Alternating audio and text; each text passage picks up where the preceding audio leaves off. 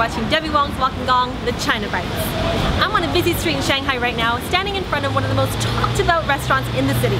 Get this, it's China's very first American-style Chinese restaurant. I'm talking about sweet and sour pork, orange chicken, chicken chow mein, and this thing called Crab Rangoon. I'm an overseas Chinese, and this is soul food to me. I can't wait to try it out. This is fortune cookie.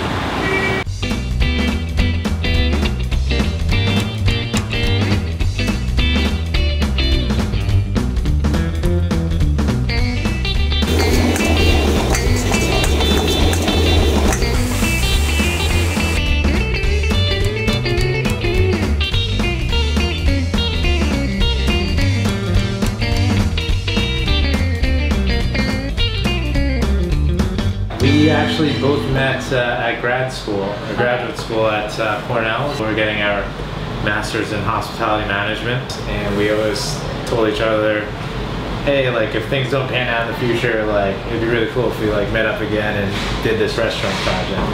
And I just gave Dave a call one day and was like, hey Dave, I don't know what you're doing now, but I'm thinking about you know, that restaurant project we did. Like, what do you say we do it? And he's like, I'm quitting tomorrow. Let's do it. We decided to start our first restaurant in Phoenix, Arizona. One thing led to another. We ended up taking a trip out to China.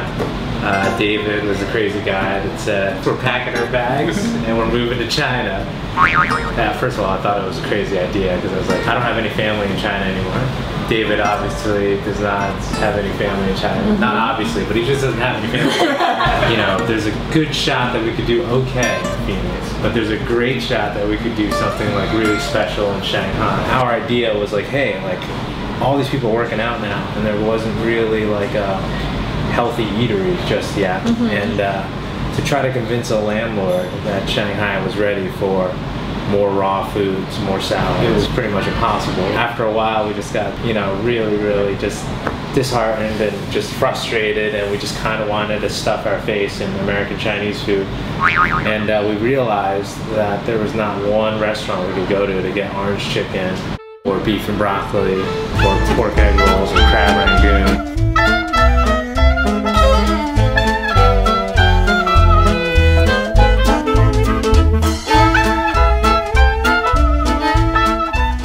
So this is a Philadelphia cream cheese. It's got to be Philly cream cheese. That's like the real deal stuff. Yeah. And then crab sticks, which is like the imitation crab meat. Right. That's just what all the places use. So that's the original recipe.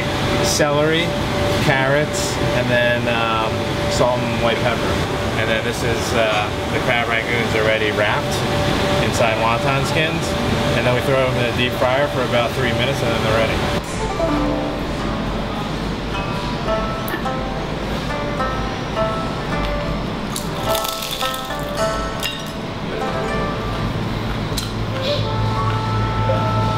Holy, that's so good. Cream cheese, sweet chili sauce, banging combo. I don't care what the locals say, this is damn good. Oh yeah. I think the main feedback we got that we found interesting was the portion size. Just because back home, if you eat at any of Feng's family's restaurants, that's the size it is. And then we just bring out these gigantic plates, like overrun the table. They'd be like, whoa. We at the same time, we don't kind of want to lose the identity of the concept. But we've definitely gotten like too much sauce, or like, can we get this without onions, or like less garlic, or it's too sour, it's too salty. We don't want to change what's worked and what is like really authentic Chinese American food. Service always starts with some deep fried noodles and duck sauce.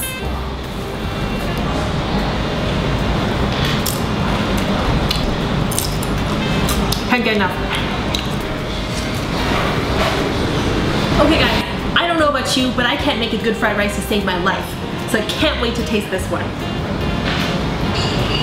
Beautiful separated kernels, dark brown from the soy sauce, peas, carrots, egg, it's all there.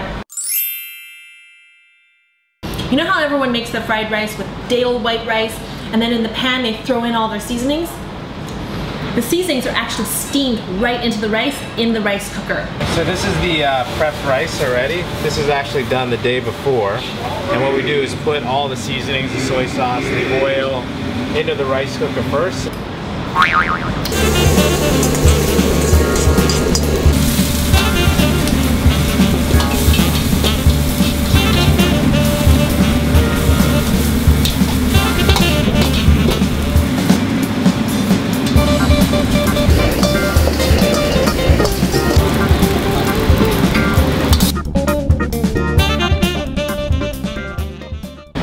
Let's dig into the orange chicken.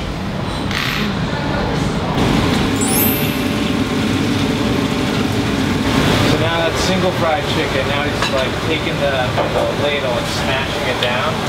So what this does is break apart the batter and it lets more oil get in and makes it even crispier. Just turned up the heat again and then he fries it for a second time. So the first time to kind of like cook the chicken through, the second time to really crisp it up.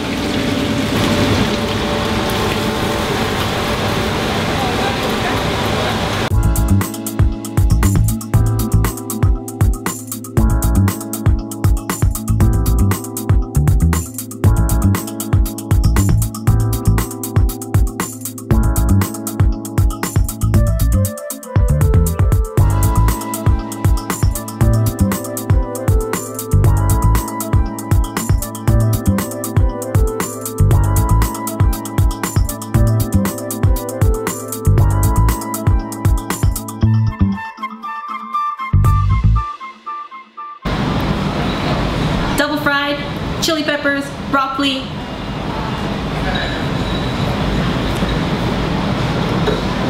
Sweet and tangy, crunchy, what's not to like? Oh, it's really good. Well, my grandfather, the guy who started the takeout shop in Brooklyn, New York, he's from Hong Kong. Okay. So he immigrated from Hong Kong to Brooklyn, and then my dad is from Fuzhou. My grandfather hired him as a cook. And today we are all in the restaurant business, and in the States, my family has about 15 restaurants from New Jersey, New York, to Texas and Arizona. They're super proud, and they see that this is definitely something special and even different than what my parents were doing in the States, because like when they got there, even in the 60s, there were a lot of American Chinese restaurants. We just wanted to make sure that everything on the menu was like tried and tested, and we could just stand behind everything. And it's like, this is good. This is like what my family's been doing since the 60s. And it's like, this is as real as it gets, even though it's like Chinese food. Well, there you have it. Chinese American food in China. Call it fake, call it inauthentic Chinese food, all you want. But don't forget, this is a food invented by Chinese people and cooked by Chinese people. It was a food born out of resourcefulness, creativity, hard work, and a deep desire to provide for one's family.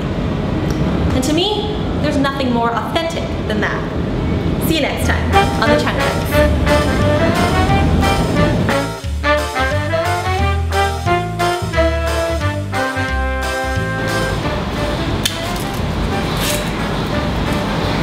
One who laughs at oneself never stops laughing. That's a really good one. You are impressive. Well, well, well.